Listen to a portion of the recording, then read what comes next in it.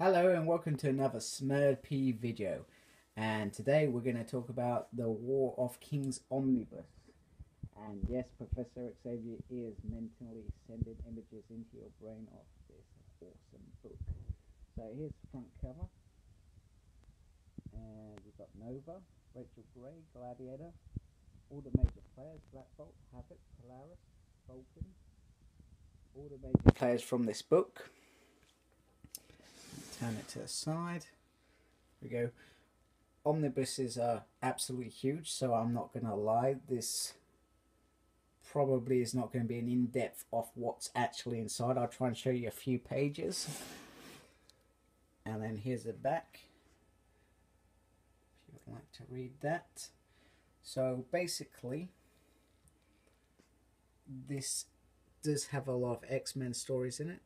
Sorry folks, upon looking at and editing, I realised that my voice went a bit faint, so when I was talking about the front, I was just saying that these are the major players. So you got Rachel Gray, Nova, Gladiator, Vulcan, Crystal, Havoc, Polaris, Black Bolt, and yes, Professor Xavier was sending messages off the book to your brain. So yeah, kind of lame.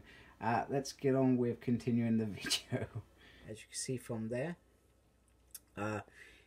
there is a prelude book coming out for this series, which has like the Son of M from the Inhumans, Deadly Genesis, which for me this is from an X-Men perspective, which is where it all began, because Vulcan, who was one of Xavier's hidden students, went to save the original X-Men when they were captured by Graco. Oh, I can't even say the word.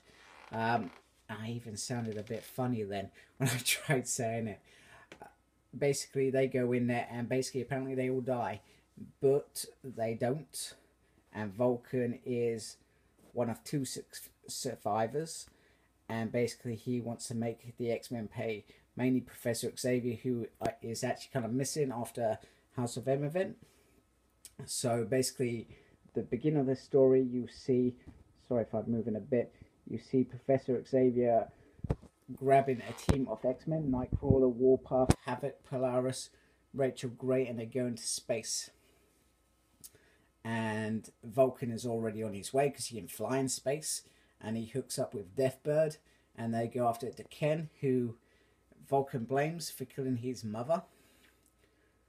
And it's all kind of go in, I think, 18 issues, I think. Is it 18 issues? Sorry, let's turn this around and just double check that.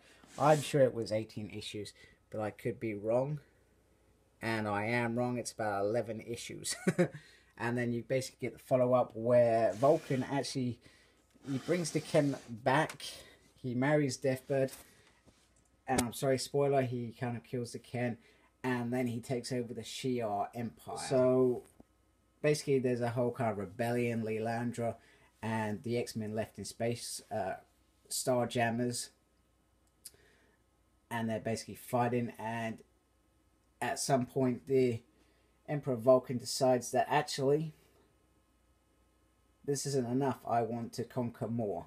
I think he goes after the Kree world, which is obviously where the sorry, I'm thinking of now, where the Inhumans actually, basically that's where they come from. Well, they don't come from, they're genetically engineered humans, but basically they come from there.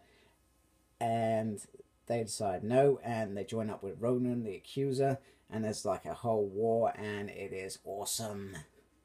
So I'll try and show you a few pages. Like I said, it's very difficult to show on an omnibus without, I don't want to damage my book. As you can imagine, it was very expensive. You got Havoc versus Vulcan, which is quite cool. I'm trying to find some good pictures. So here's cover for Empire Vulcan, and you know, it's quite cool. He loses his eye, and the Starjammers basically are rebels, which is cool. And that's pretty much what I'm going to show you. So as you can see, this is a comparison with Spider-Man the Clone Saga, which came out last year. and the first volume from Uncanny X-Men. As you can see, the War of Kings is actually huge, and it is, you know, it is pretty much the same size as this.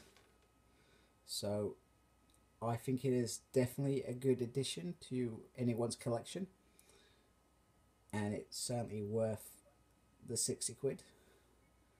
So if you can get it without spending a stupid amount of money, get it. It is worth it, and you will enjoy it. You know that there is a great build up to it. I don't think you need a prelude. Deadly Genesis is probably the only thing that I could see in there that probably leads to, you know, I think there's some secret invasion stuff, but I don't think it's relevant. I think all you need is the backstory of Vulcan. I think is very important because he is, you know, the main character in my eyes, other than the X-Men and Inhumans and Shi'ar. So yeah, definitely a must if you can get it. So thank you for watching. I'm sorry I haven't done a review like this for a while, and I'm probably a bit rusty, so it probably didn't flow as well as I probably would have liked. So be kind when you're commenting. So until next time, embrace the geekiness.